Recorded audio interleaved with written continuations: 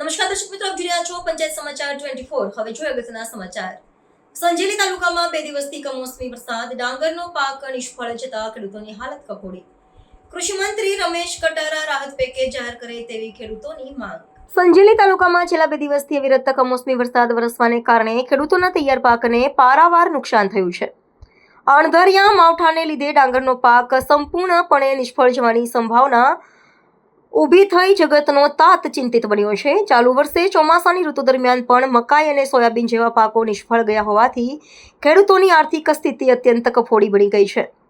તાલુકાના ખેડૂતો દ્વારા વધુમાં જણાવવામાં આવ્યું હતું કે એક પછી એક પાક નિષ્ફળ જવાથી તેમની મૂડી અને મહેનત બંને વ્યર્થ ગયા છે। આ ઉપરાંત આ વખતે ડાંગરનો પાક પણ હાથમાંથી જતો રહેતા ખેડૂતો ભારે નુકસાની વેઠી રહ્યા છે। આ પરિસ્થિતિમાં ખેડૂતોનો જીવન નિર્વાહ કરવો પણ મુશ્કેલ બની જશે તેવી ભીતિ વ્યક્ત કરવામાં આવી રહી છે। સતત પાક નિષ્ફળ જવાના કારણે આક્રોશિત થયેલા ખેડૂતોએ ગુજરાતના કૃષિ મંત્રી રમેશભાઈ કટારા સમક્ષ તાત્કાલિક રાહત પેકેજની જાહેરાત કરવાની માંગ કરી છે।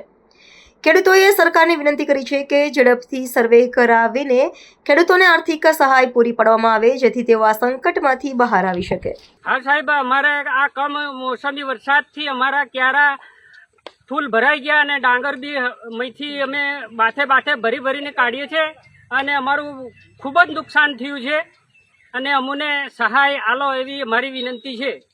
આજ રોજ અમારા આદિવાસી વિસ્તારની અંદર સંજેલી તાલુકાની અંદર અને દાહોદ જિલ્લાની અંદર ગઈકાલે મોડી રાત્રે અને વહેલી સવારે ખૂબ વરસાદ થવાથી કમોસમી વરસાદ થવાથી અમારા ડાંગરના જે ખેતરો છે એ ભરાઈ ગયા છે।